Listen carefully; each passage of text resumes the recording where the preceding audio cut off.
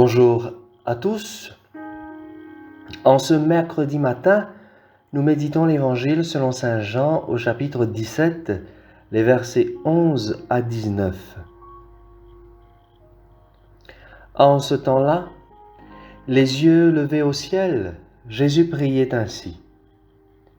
Père saint, garde mes disciples unis dans ton amour, dans ton nom, le nom que tu m'as donné, pour qu'ils soient un, comme nous-mêmes. Quand j'étais avec eux, je les gardais unis dans ton nom, le nom que tu m'as donné. J'ai veillé sur eux, et aucun ne s'est perdu, sauf celui qui s'en va à sa perte, de sorte que l'Écriture soit accomplie. Et maintenant que je viens à toi, je parle ainsi dans le monde, pour qu'ils aient en eux ma joie, et qu'ils en soient comblés. Moi, je leur ai donné ta parole, et le monde les a pris en haine, parce qu'ils n'appartiennent pas au monde, de même que moi, je n'appartiens pas au monde. Je ne prie pas pour que tu les retires du monde, mais pour que tu les gardes du mauvais. Ils n'appartiennent pas au monde, de même que moi, je n'appartiens pas au monde. Sanctifie-les dans la vérité. Ta parole est vérité.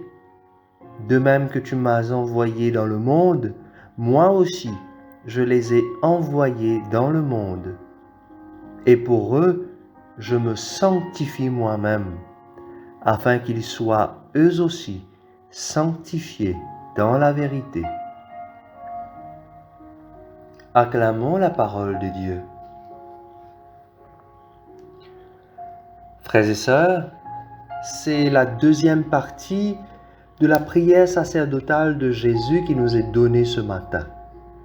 Jésus continue à prier pour ses disciples. Il prie pour leur unité. Il sait très bien qu'après son départ, les disciples seront dispersés, divisés. D'ailleurs, dans la première lecture, c'est bien la mise en garde que saint Paul fait aux anciens d'Éphèse. Il leur dit de prendre garde aux loups qui viendront et qui voudront voler les brebis du Seigneur. Attention à ne pas se laisser séduire par toutes sortes de personnes. Et nous voyons que Jésus avait bien raison. Pour des raisons parfois bien futiles, depuis les débuts de l'Église, il y a eu des dissidents, des personnes qui ont préféré créer leur propre petit groupe, que nous appelons des sectes, parfois à cause d'intérêts bien personnels. Il s'en est suivi qu'au fil des siècles, des groupes de personnes ont choisi de quitter l'Église pour diverses raisons. Mais dans sa prière, Jésus continue à demander l'unité. Nous rêvons un jour de ce monde où nous serons tous capables de nous asseoir à la même table de la parole et de l'Eucharistie. Ce jour où nous serons capables de partager ce qui nous unit plutôt que de parler de ce qui nous divise. Ce jour où nous serons capables de ne plus dire tout simplement ce qui va mal chez les autres, mais plutôt de rechercher comment vivre en frères et sœurs avec nos différences. Alors, en attendant ce beau jour, chers amis, prions pour l'unité des chrétiens, prions pour l'unité de tous les êtres humains. Seigneur Jésus, qui, à la veille de mourir pour nous, a prié pour que tous tes disciples soient parfaitement un, comme toi en ton Père et ton Père en toi. Fais-nous ressentir douloureusement l'infidélité de notre désunion. Donne-nous la loyauté de reconnaître et le courage de rejeter ce qui se cache en nous d'indifférence, de méfiance et même d'hostilité mutuelle.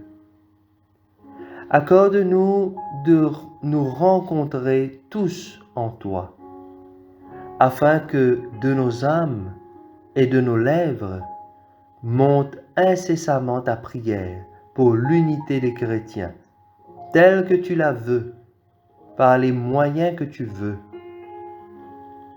En toi qui es la charité parfaite, fais-nous trouver la voie qui conduit à l'unité dans l'obéissance à ton amour et à ta vérité.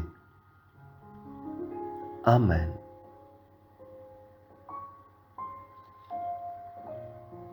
Frères et sœurs, je vous souhaite à vous toutes et à vous tous une très belle journée.